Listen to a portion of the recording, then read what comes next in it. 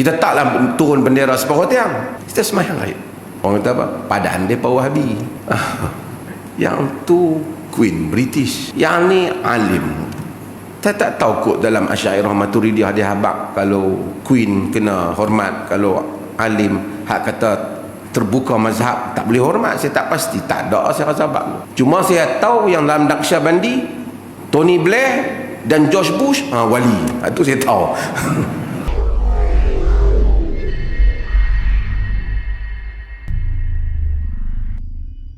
Muslim dan diriwayatkan juga oleh Imam Ahmad dalam musnadnya dan lain-lain lagi.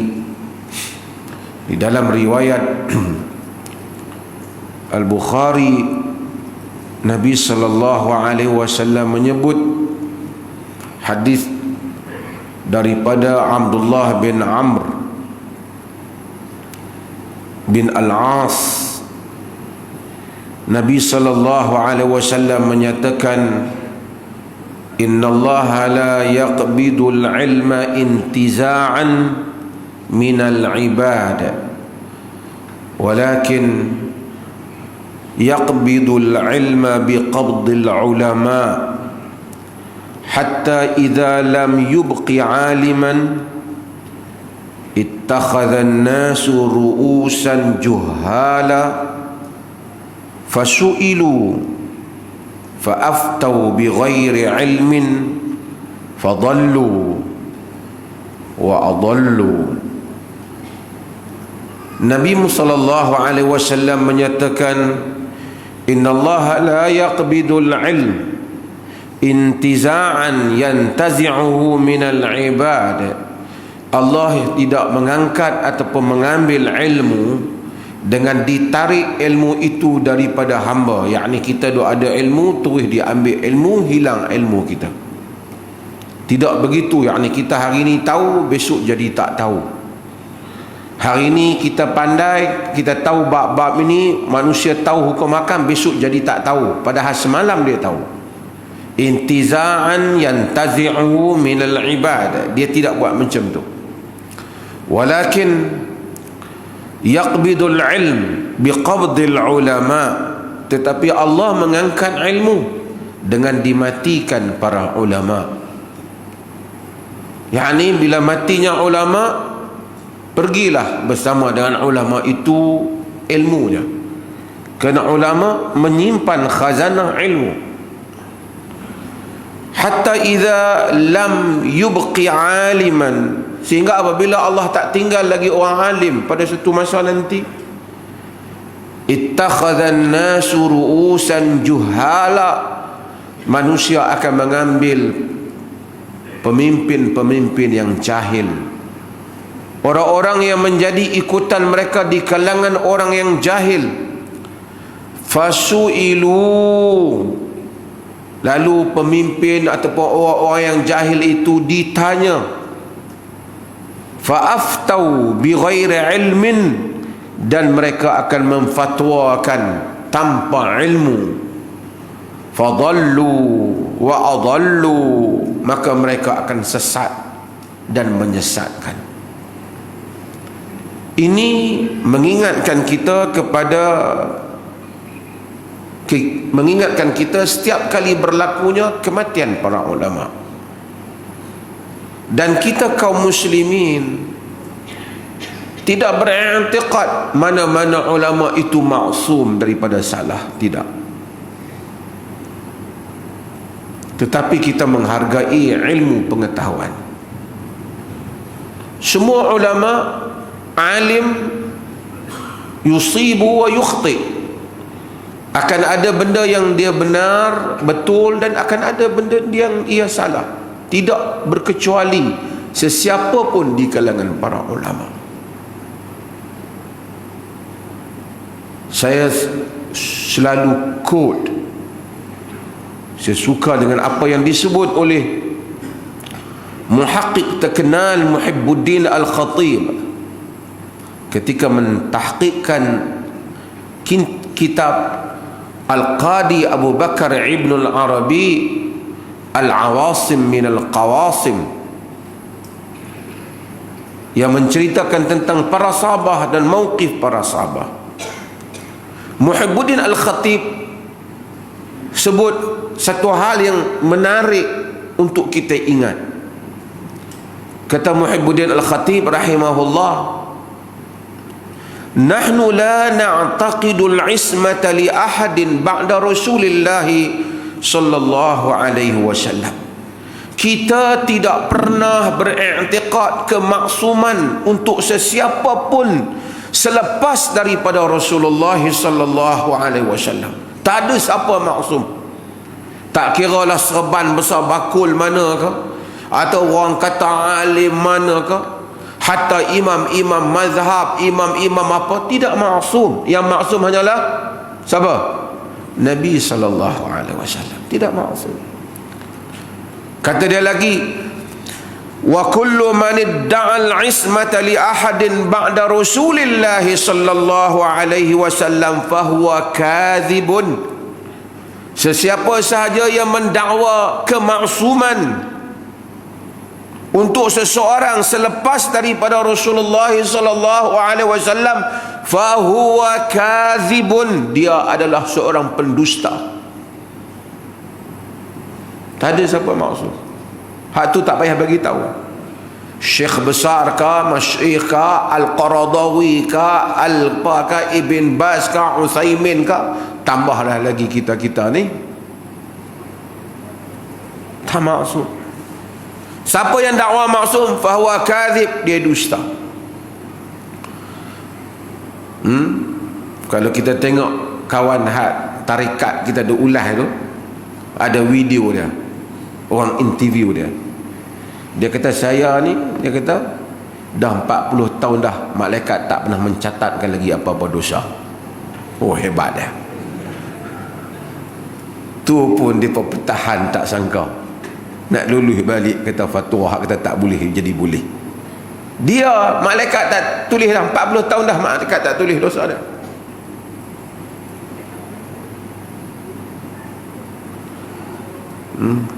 Kita kalau nak kata ke depan orang aku ni tak ada buat salah, kita rasa malu.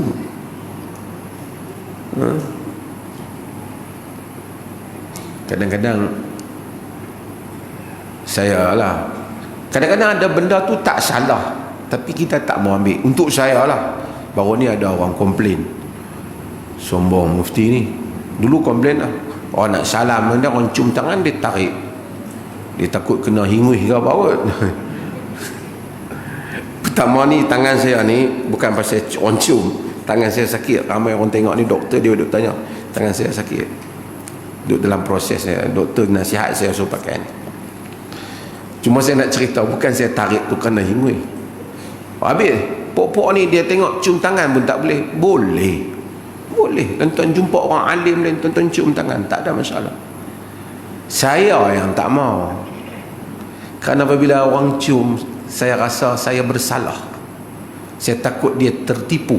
Maksudnya dia rasa saya soleh pada dia ke, dia rasa saya alim pada dia, saya rasa nanti dia tertipu ataupun dia tersalah dalam jangkaan dia. Kerana saya pun tak tahu apa kedudukan saya di sisi Allah.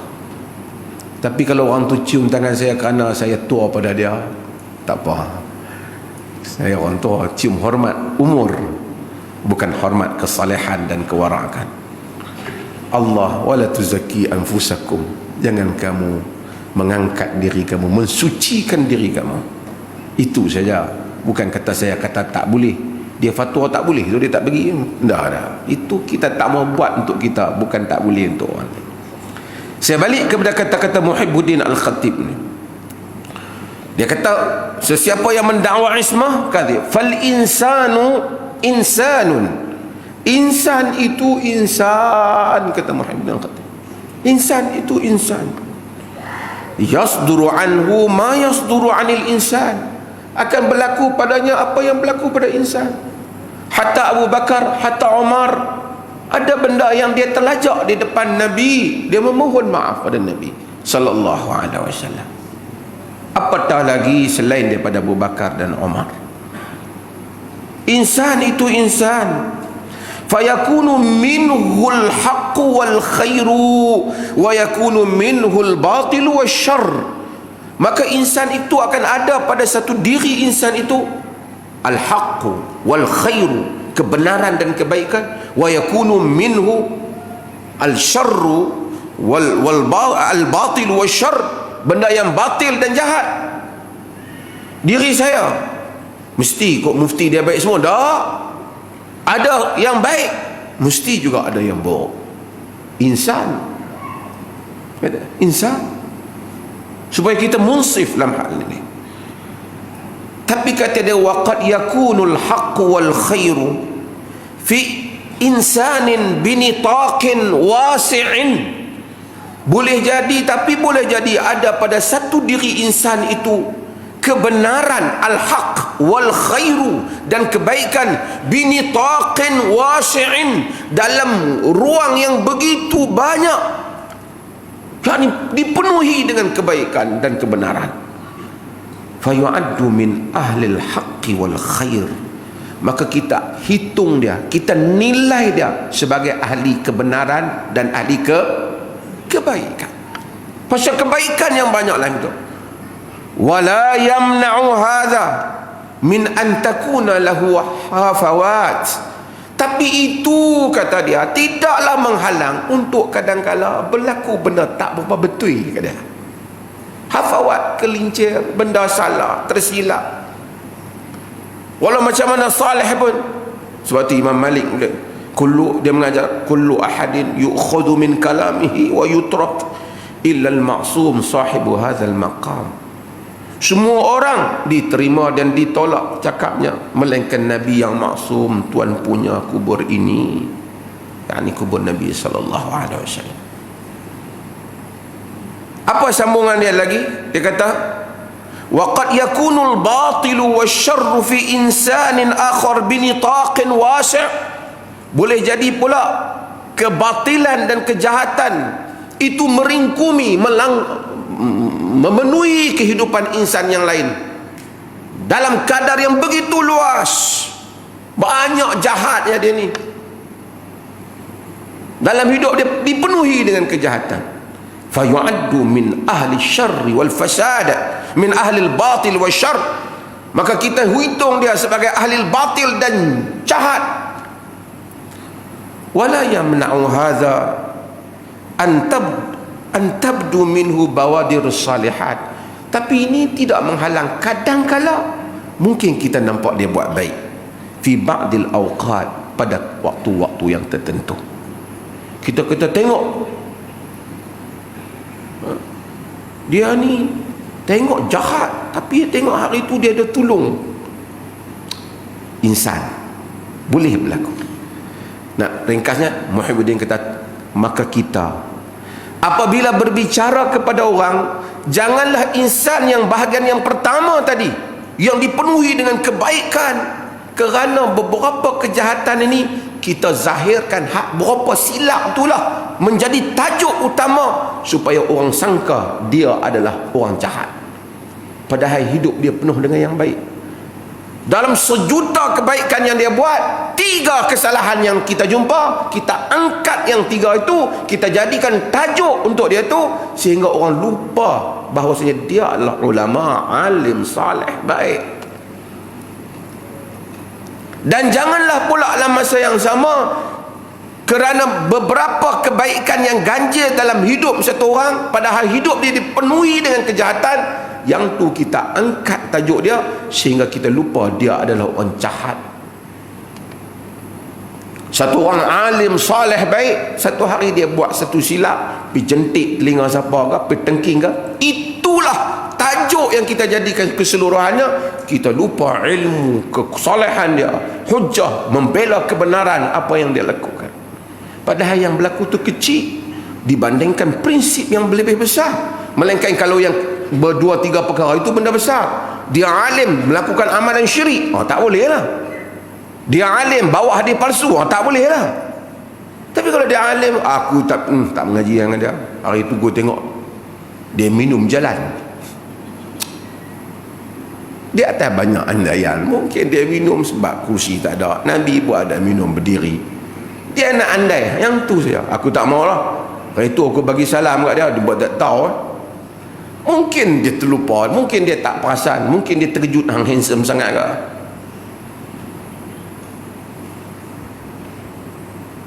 Dan jangan oleh kerana ada seseorang tu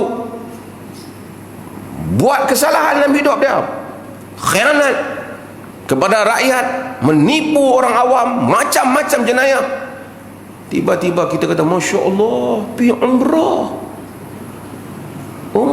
kita bagikan tajuk. Takkan hang nak kata dia salah, dia dah pergi umrah. Ini cara fikir yang salah. Saya sebut ini supaya saya nak bahaskan hal-hal yang seperti ini. Ulama tidak ada yang maksum, tetapi apabila seseorang ulama pergi, kita nilai hasil kerja yang dia tinggalkan untuk kita. Dr. Yusuf Al-Qaradawi juga demikian. Ada hal yang orang setuju, ada hal yang orang tak setuju, tetapi dia adalah tokoh yang paling terbilang di kurun ini dan sepanjang hidup dia. Dia menghadapi turah, menghadapi orang-orang yang zalim. Dia berfatwa, melaksanakan apa yang dia percaya. Yassiru wala tu'assiru, basyiru wala tunafiru. Mudahkan, jangan payahkan. Berikan khabar gembira, jangan kamu menyebabkan orang lari daripada agama. Maka kempen kepada taysirul fiqh, memudahkan fiqh supaya orang dapat memahami fiqh dengan lebih mudah dan juga dapat mengamalkan fiqh dengan lebih mudah. Keluar daripada susah payah dalam sebahagian teori-teori fiqh yang ada di dalam kitab-kitab mazhab. Itu adalah kerja yang besar yang telah dia buat. Fiqh zakat, buku dia menjadi rujukan dunia keseluruhannya. Ini adalah hasil kerja yang besar. Banyak karya dia. Ramai orang-orang muda dapat kesedaran, memahami agama, memahami tabiat mudahnya agama itu, memahami inna dina yusr, agama itu mudah. Dia telah melakukan kerja yang besar. Masuk ke dalam penjara, keluar penjara, dihukum mati. Kerja yang besar. Adalah dalam 96 tahun punya umur. Takkan tak ada pandangan-pandangan dia yang kita tak berapa setuju. Mesti ada. Lagikan imam-imam yang lebih besar daripada itu, ada babnya orang setuju dan tak setuju.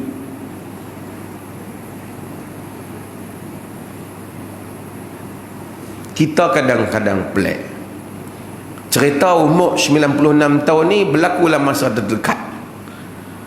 Queen Elizabeth umur dah 96 tahun. Jasa dia yang sampai tak tahulah, bukan saya kata suruh hina dia, saya tak, tapi nak kira dia banyaklah. Kita pun merdeka selepas dia dah jadi queen. Lepas daripada tu, berapa negara yang sebelum bapa keluarga mereka menakluk negara-negara yang lain, memunggah kekayaan, tak apalah. Ada pro and con, dan British punya sumbangan pro and con. Maka apabila dia mati, kita hormat pada dia sebagai ketua negara. Tapi ada orang lebih daripada tu. Masjid diarahkan bendera separuh tiang. Pasal hormat, menghargai. Arahan diberikan. Yang saya tak tahulah arahan tu Asy'ariyah Maturidiyah ke apa, saya tak pastilah.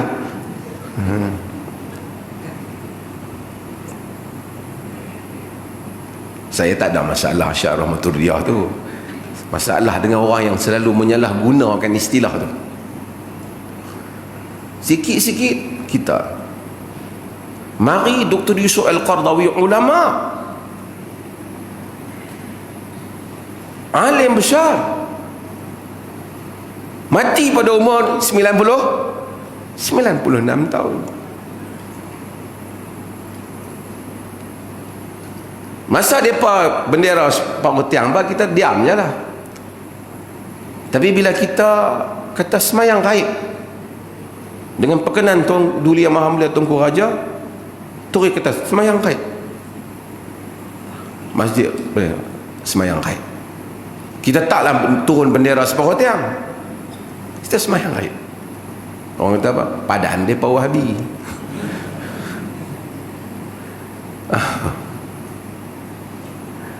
Yang tu Queen British, yang ni alim.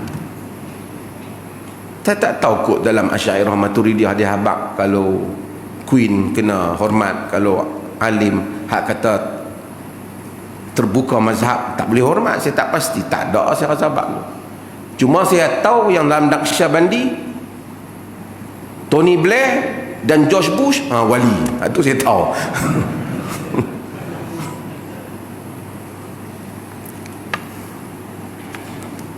Marah depan dengar.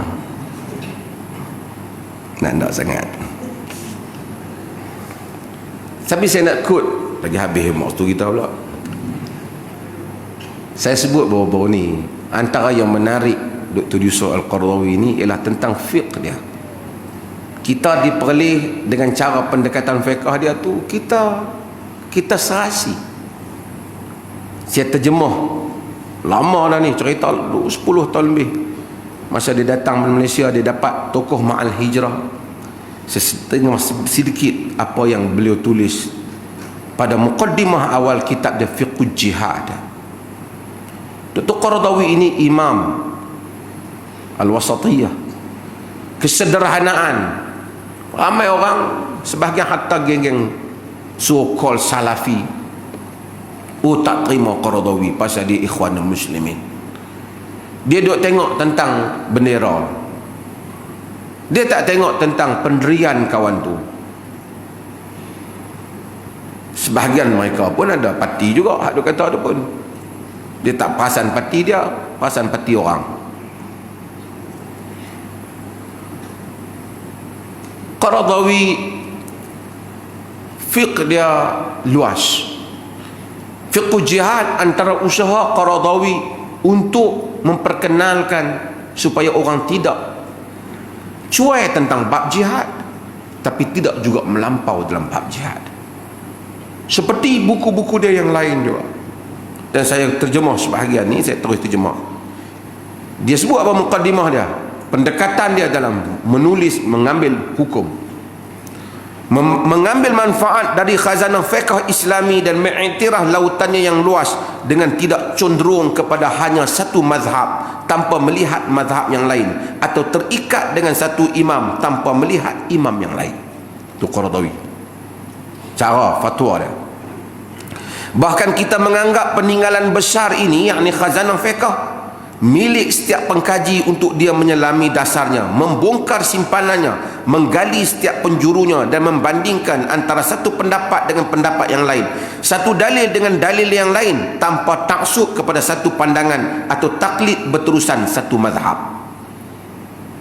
Yang ni Wahabi ya. Dia bukan Wahabi.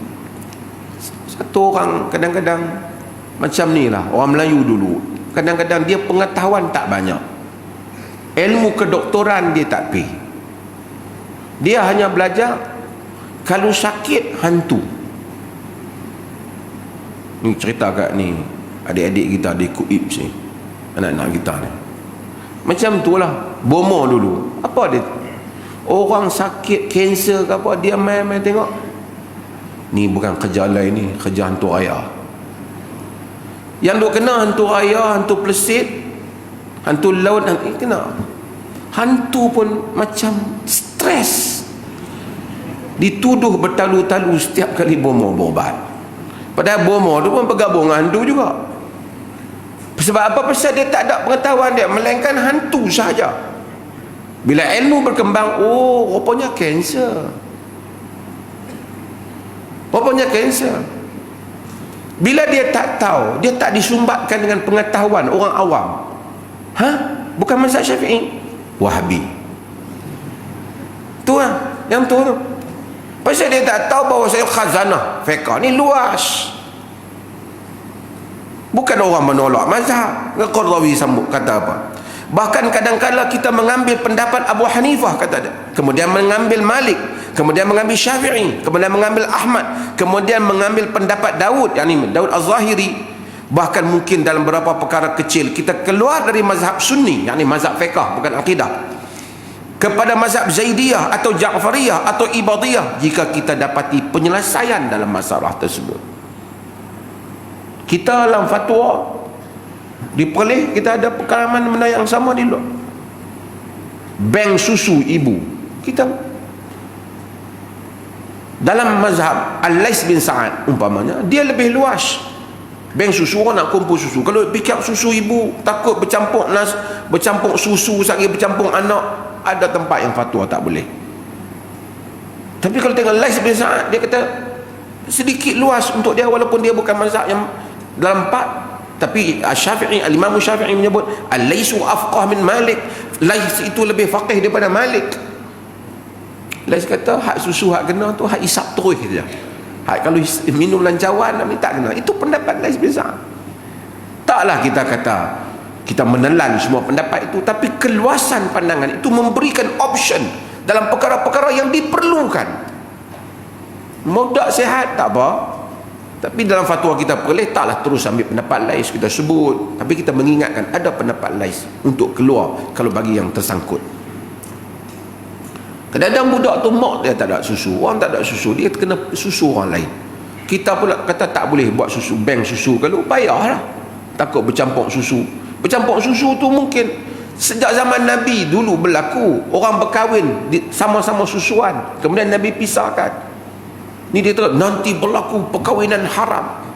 Masa dia tak tahu tak ada masalah, bila dia tahu dia dipisahkan. Kemudian nak sampai 5 kali berturut-turut dengan berbagai kaul dalam masalah ini umpamanya, ia mempunyai ruang. Kalau bercampur susu, pokok kata kalau bercampur dah tak dikira.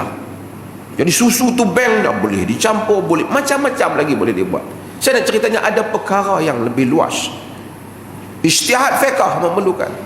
Ni kita bawain fatwa tentang wakaf. Wakaf, kita lihat dimensi yang lebih luas. Dulu orang kata wakaf bangunan, kita kata boleh wakaf duit.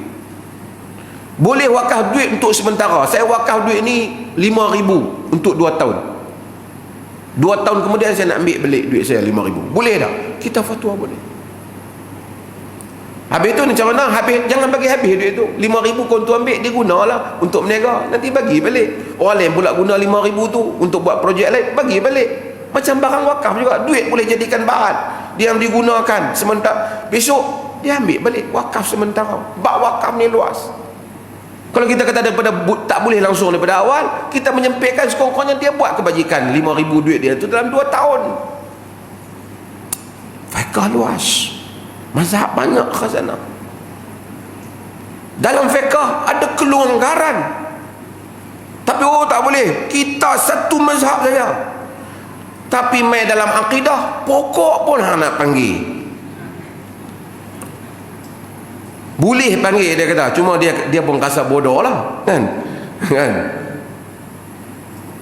Jadi dalam patutnya dalam akidah kita bertegas, dalam fiqh kita luas. Ini dalam fiqh sempit, dalam akidah pi cari tu segala wali kutub, minta kat wali kutub, minta kat dalam kubur. Yang bab yang Nabi suruh luaskan kau sempitkan.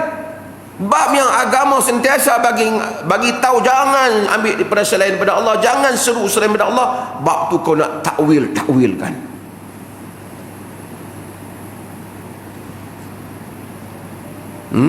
Ini adalah hal yang penting untuk kita faham. Dalam banyak tuan-tuan boleh baca.